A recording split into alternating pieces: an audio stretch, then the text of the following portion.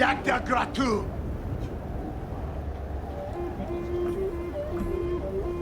Westerns don't usually look like this. They had dirt, they had crime, they had low budgets and dingy natural locations, but The Mandalorian is not that kind of Western show.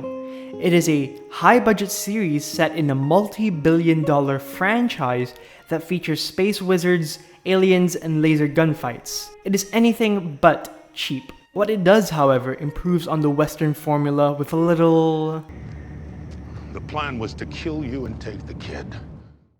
In recent years, the shaky cam has often been a bane to filmmakers, seeking some sort of way to add quote-unquote realism into fiction, oftentimes to great effect, while other times feeling more like gibberish because of its muddy and disorienting cinematography. Yet, even if The Mandalorian often falls into the latter category of muddy cinematography, it's hard to imagine the texture of that dinginess to be felt. Compare this scene from The Good, the Bad, and the Ugly, for example, with The Mandalorian. Instead of having a shot that's placed squarely on the ground, there are often jitters to the camera that add a sense of movement even in places where there is none. The world of Star Wars feels bigger because of this technique.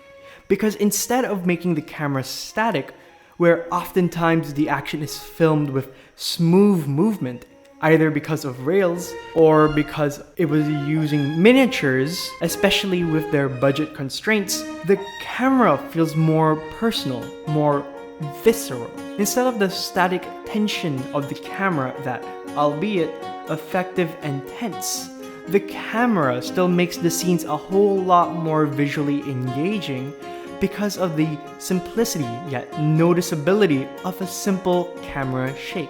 In a world where visual media needs to capture the attention of audiences, especially in a blockbuster franchise built on the back of innovation, pastiche, and spectacle, The Mandalorian as a show delivers on all three. Its environments are known to be fake, built on the volume, but it's the simple techniques like this that make the visual elements of it feel a lot more real, despite our suspension of disbelief. The shaky cam as a technique is not just an indicator of the real, nor is it just an indicator of spontaneity and grit, but it makes frames a lot more stimulating simply because it adds movement where there wasn't any.